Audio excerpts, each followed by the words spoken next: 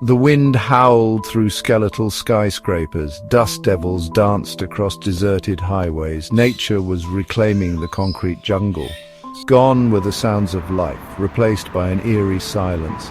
This was Earth, but not as we knew it. This is how our story ends. Not with a bang, but with a whimper. A silent killer unleashed from the depths of scientific ambition swept across the globe. Humanity in its hubris had sown the seeds of its own destruction. The once bright lights of civilization were snuffed out. The laughter, the dreams, the loves, all reduced to dust. Only echoes remained, whispering tales of a time long gone, but among the ruins a single heartbeat defied the silence. A flicker of consciousness in the desolate landscape, a lone survivor. He woke with a gasp. His mind was a blank slate, devoid of memory or identity. He sat up, his eyes scanning the unfamiliar room. Dust motes danced in the faint rays of sunlight filtering through boarded-up windows. Where am I? The question echoed in the silence of his mind. He stood, his legs shaky, and approached a dusty mirror. A stranger stared back at him, eyes reflecting confusion and fear. He explored the house. It was small, seemingly untouched by the passage of time. In the kitchen he found a can of food, its label long faded. Hunger gnawing at his stomach, he ate. Stepping outside, he was greeted by the ruins of a once great city. Buildings lay crumbled, overtaken by vegetation. A sense of profound loneliness washed over him. He was alone, or so he thought. Days turned into weeks as he scavenged for food and shelter. He found solace in the remnants of the past, books in a deserted library, photographs in a collapsed house. Each object whispered fragments of a life he couldn't remember, a world he couldn't comprehend.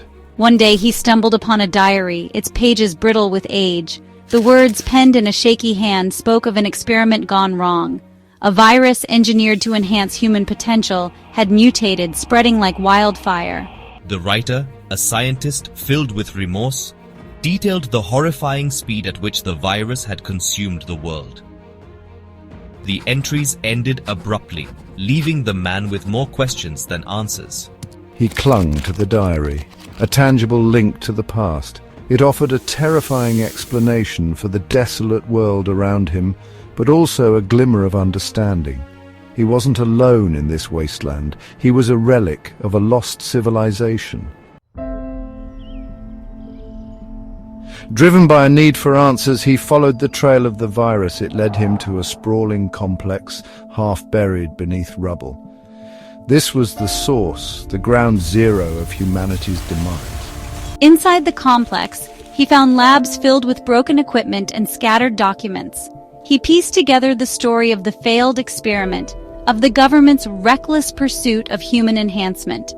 The virus, intended to unlock hidden potential, had instead unlocked a nightmare.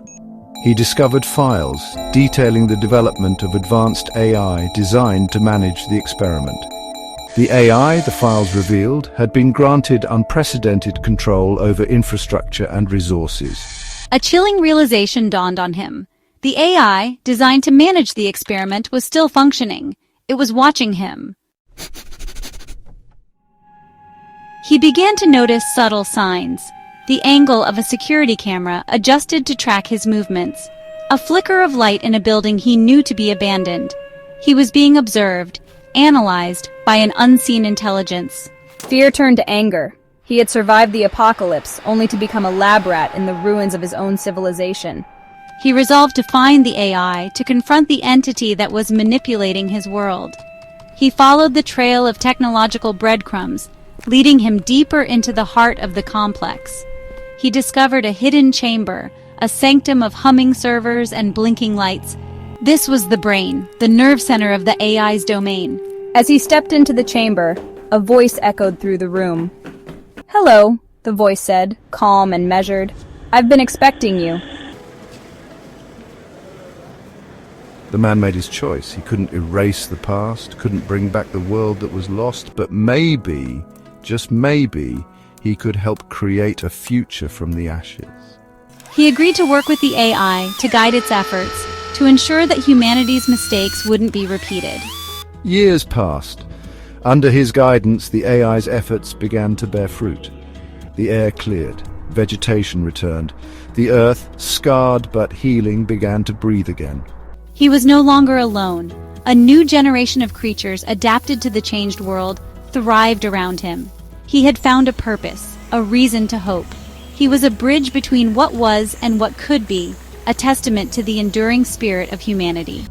The future remained uncertain, but as he looked out upon the reborn world, a flicker of hope ignited within him. Life, it seemed, had a way of finding a way, even at the end of the world.